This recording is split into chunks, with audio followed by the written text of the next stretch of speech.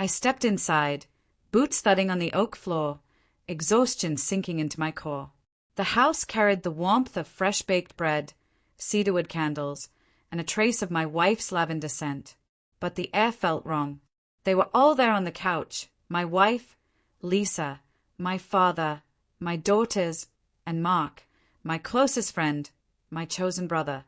"What's going on?" I asked, the room heavy with an unspoken truth. My eldest daughter, Emily, sat up, her gaze sharp and deliberate.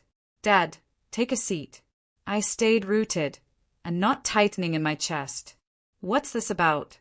Lisa avoided my eyes. My father's face was rigid, glancing between them and me. Emily drew a breath, her words measured. "You need to face a new truth." She paused, then struck. "You're not the head of this family anymore." I blinked, throat parched. "What are you saying?" Emily's expression hardened. "Uncle Mark's been more of a father to us." Silence swallowed the room, my pulse hammering in my skull. I looked to Lisa. She stayed at the floor. Mark sat there, smug, hands folded like he owned the place. They all knew. Rage clawed up my throat, but I choked it down. "I see." I turned and walked out. They didn't stop me. I drove, the night blurring past, headlights cutting through the dark. My grip on the wheel was iron, knuckles pale, the betrayal searing my veins. Mark, the man I'd trusted like kin.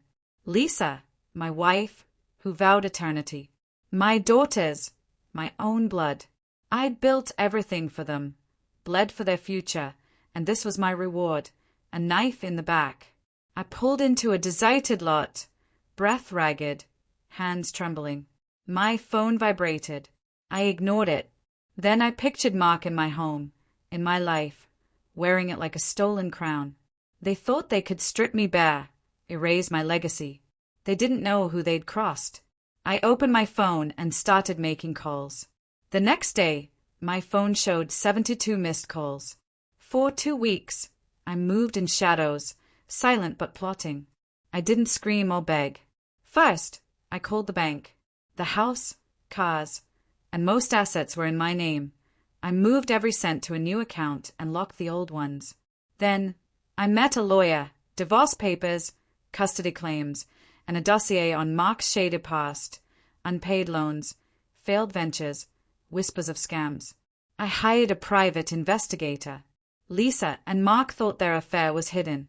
They were mistaken. Every call, every late-night meeting, captured. Next, I spoke to my father.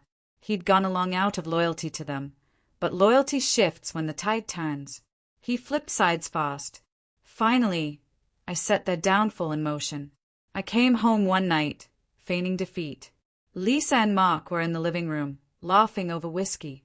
My daughters were absent. Mark grinned. "Back already? Thought you'd sulk longer." I gave a slow, sharp smile. Lisa frowned. "What's that look?" I sat across from them, calm. "Just wanted to see your faces when you realize you've lost." Mark laughed, dismissive. "Lost? You're done, man. The girls chose me. Lisa chose me." I pulled out my phone and played a recording. Lisa's voice echoed. "I never loved him, Mark. He was just the safe bet." Her face paled. Mark froze. I swiped to another file. Mark's voice. "Once is gone. I'll take it all. The house, the money, everything." He shot to his feet, furious. "You." I raised a hand. "Sit." He wavered. I let the silence grow, then leaned in.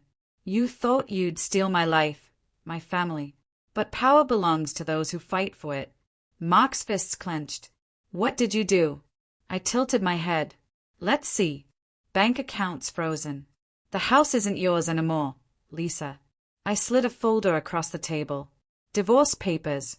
And with your little confession, I'll get full custody." Lisa gasped, snatching the papers, hand shaking. "You can't." "Oh, I can." I turned to Mark. "Check your phone." It buzzed. His eyes widened, scrolling through alerts, creditors, lawsuits, his shady deals exposed online. His world crumbled in seconds. I stood, smoothing my coat. You betrayed the wrong man. I walked out. The weeks that followed were their ruin. Mark's finances collapsed. His name trashed. Lisa pleaded, but I was done. My daughters returned, one by one, eyes full of regret. I didn't forgive easily.